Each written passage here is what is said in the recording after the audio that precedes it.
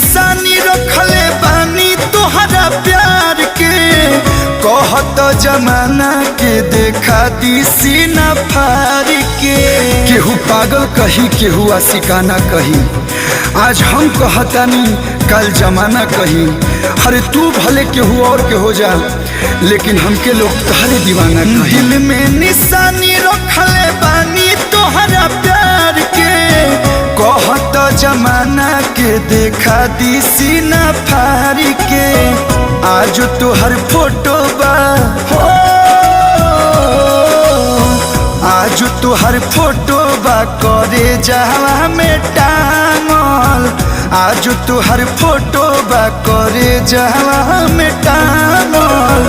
यही से दीवाना तोहर भइल बा